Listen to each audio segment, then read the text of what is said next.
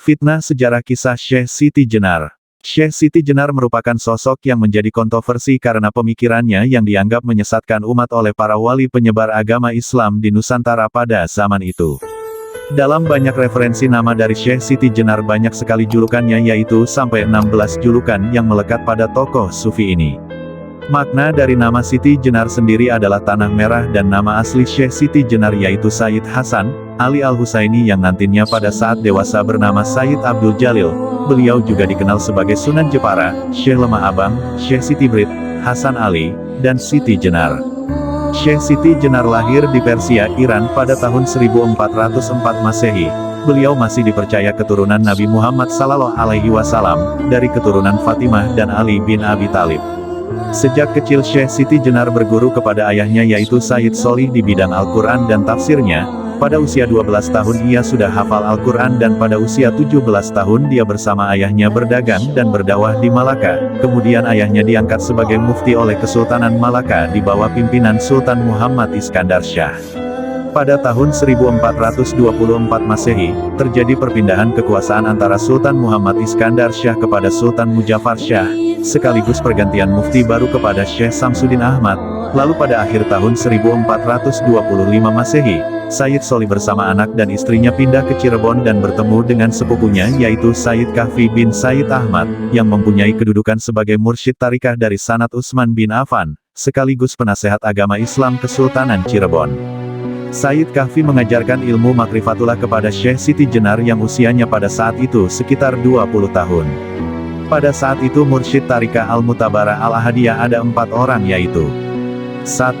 Syekh Maulana Malik Ibrahim, sebagai mursyid tarikah Al-Mutabarah Al-Ahadiyah dari Sanad Sayyidina Abu Bakar As-Siddiq untuk wilayah Jawa Timur, Jawa Tengah, Bali, Sulawesi, Kalimantan, Nusa Tenggara, Maluku, dan sekitarnya. 2. Sayyid Ahmad Faruqi Sirhindi dari Sanad Sayyidina Umar bin Khattab untuk wilayah Turki, Afrika Selatan, Mesir dan sekitarnya. 3. Sayyid Kahfi, dari Sanad Utsman bin Affan untuk wilayah Jawa Barat, Banten, Sumatera, Campa, dan Asia Tenggara. 4. Sayyid Abu Abdullah Muhammad bin Ali bin Jafar Al-Bilal, dari Sanad Sayyidina Ali bin Abi Thalib untuk wilayah Makkah, Persia, Irak, Pakistan, India, dan Yaman. Kitab yang dipelajari Syekh Siti Jenar muda kepada Sayyid Kahfi adalah kitab Fusulul Hikam karya Ibnu Arabi, kitab Insan Kamil karya Abdul Karim Al-Jili, Ihya Al-Ulumuddin karya Al-Ghazali dan banyak lainnya. Sedangkan dalam ilmu fikih Islam, Syekh Siti Jenar belajar kepada Sunan Ampel selama 8 tahun dan belajar Usuluddin kepada Sunan Gunung Jati selama 2 tahun. Setelah wafatnya guru Syekh Siti Jenar yaitu Sayyid Kahfi, Syekh Siti Jenar menggantikannya sebagai mursyid tarikah Al-Mutabarah Al-Ahadiyah Sanad dari Utsman bin Affan dengan banyak murid yang belajar kepadanya. Kesalahan sejarah yang menjadi fitnah bagi Syekh Siti Jenar adalah: pertama, menganggap bahwa Syekh Siti Jenar berasal dari cacing. Sejarah ini tentu sangat bertentangan dengan akal sehat manusia dan syariat Islam. Tidak ada bukti referensi yang kuat tentang hal itu. Dalam sebuah naskah klasik yang berbunyi, Wondene kacarios yen lemah bang punika asal saking cacing, punika det, sajatosipun inggih pancen manungsa dara alit kemawon, griya ing dusun lemah bang. Yang artinya, adapun diceritakan kalau lemah bang Syekh Siti Jenar itu berasal dari cacing, itu salah. Sebenarnya ia memang manusia yang akrab dengan rakyat jelata, bertempat tinggal di desa Lemah Abang.